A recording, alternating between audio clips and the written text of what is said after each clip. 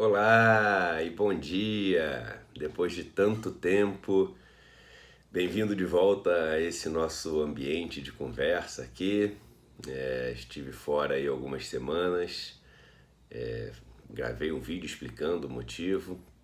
Estive fora visitando comunidades no interior do nosso país, comunidade de trabalhadores rurais, de camponeses, para conhecer um pouco mais sobre a nossa desigualdade, para aprender um pouco mais com eles o dia a dia deles, os desafios deles e poder fugir um pouco daquilo que os livros nos limitam, né? E poder encontrar com a desigualdade face a face e assim poder evoluir nessa questão desse estudo e poder de alguma forma contribuir mais para essas pessoas que têm uma vida tão difícil.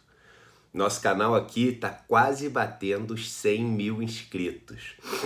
É muito importante que agora nesse finalzinho todos vocês que assistam esse vídeo, por exemplo, ajudem primeiro dando um like no vídeo para fazer com que o vídeo seja mais bem ranqueado e também compartilhando, não custa nada. Lá embaixo tem um botãozinho, uma setinha assim, que é compartilhar, para a gente poder fazer rapidamente, a gente bater os 100 mil usuários e aí com 100 mil usuários a gente vira um canal que o YouTube passa a recomendar muito mais e a gente vai chegar rapidamente no 1 milhão, 2 milhões e vamos mudar esse país através do conhecimento.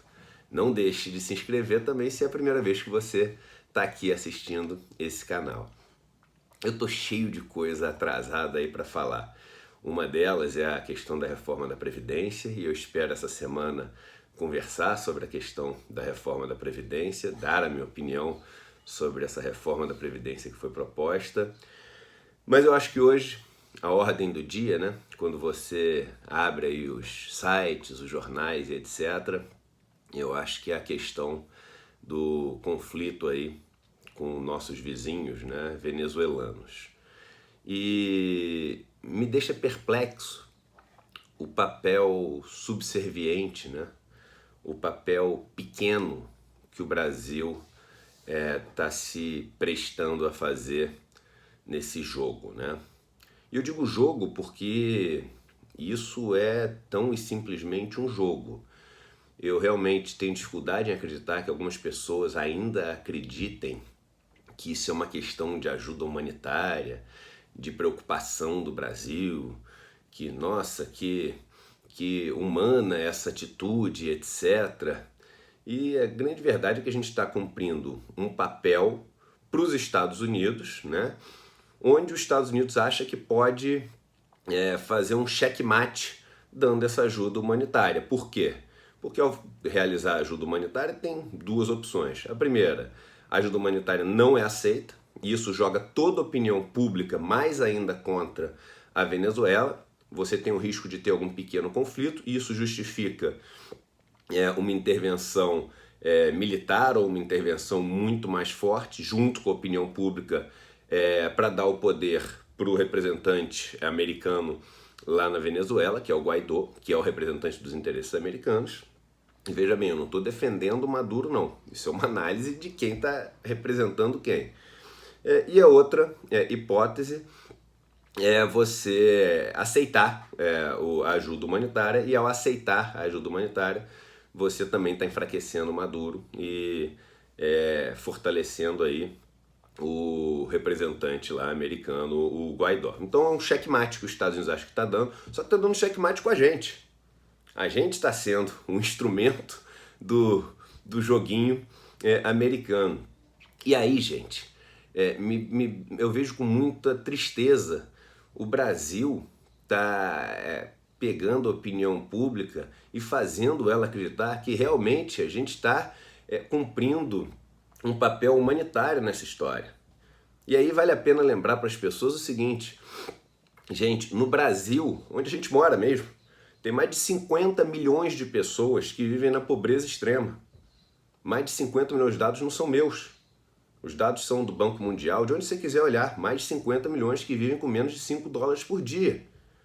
Então é o seguinte, ainda dá tempo, pega os caminhões vira de volta, porque tem quase duas Venezuelas. Venezuela tem pouco mais de 30 milhões de habitantes. Tem quase duas Venezuelas que estão todo dia passando fome, que vivem na pobreza extrema, que não tem onde morar aqui dentro. Aí, um bom alvo para nossa ajuda humanitária. No Brasil tem mais de 400 mil crianças entre 5 e 9 anos de idade, onde é ilegal trabalhar, que trabalham. Que tal trazer para cá esse esforço todo? Ah, é porque a gente é irmão de outros países e quer ajudar outros países? Por que não ajudar então Honduras, com a maior taxa de homicídio do mundo? Ajudar Nicarágua, um dos países mais pobres do mundo? Eles não entram nem na lista, sabe por quê? Porque os Estados Unidos têm um interesse, que vários de vocês, e parece que é falar o óbvio aqui, no país que tem a maior reserva de petróleo do mundo. Você acha que isso é teoria da conspiração? Então olha só, quais são os 5 países que têm a maior reserva de petróleo do mundo? Venezuela, onde a gente está vendo esse conflito. Arábia Saudita, que ao longo das últimas décadas teve a população que adota o Islã como religião, classificada como terrorista nos Estados Unidos. O Canadá, que é uma extensão dos Estados Unidos, e o Irã e o Iraque, onde você teve conflitos, guerra ou conflitos. Então os 5 países, Venezuela, Arábia Saudita, Irã e Iraque, guerra para tudo que é lado. E por que os Estados Unidos não entram em guerra com o Mianmar, não entra em guerra com o Sudão, não entra em guerra com a Etiópia, não entra em guerra com a República do Congo, o país mais pobre do mundo? Ué, se é por justiça, mas não é por justiça, nunca foi por justiça, é só por petróleo. E a gente cumprir esse papel. E por que a população tem essa vontade de fazer com que isso aconteça? Se você for conversar com as pessoas querem mais que a guerra aconteça. E por que ela tem esse impulso de fazer com que isso aconteça? Por um desejo de vingança. Porque eles aprenderam a odiar esse regime comunista. E aí eu acho que essas pessoas deviam até entender um pouco mais, até pra gente aprender o que deu errado na Venezuela. Tem várias coisas que deram errado na Venezuela, provavelmente, mas 2 que deram muito errado foi primeiro o seguinte: a Venezuela hoje em dia tem uma dificuldade muito grande de produzir alimentos no seu território.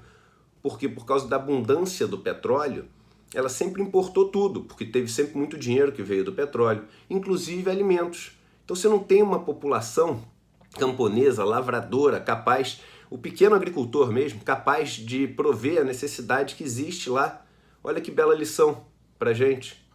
Outra coisa, a inflação que tem lá na Venezuela é uma inflação que vem em boa parte da desvalorização da moeda venezuelana. E a desvalorização vem das relações que os países têm especulativas em relação a essa moeda. Então vem muito de fora também. Olha que lição importante de ver a fragilidade que a gente pode ter quando a gente fica exposto aos sabores e marés do mercado internacional, dos especuladores.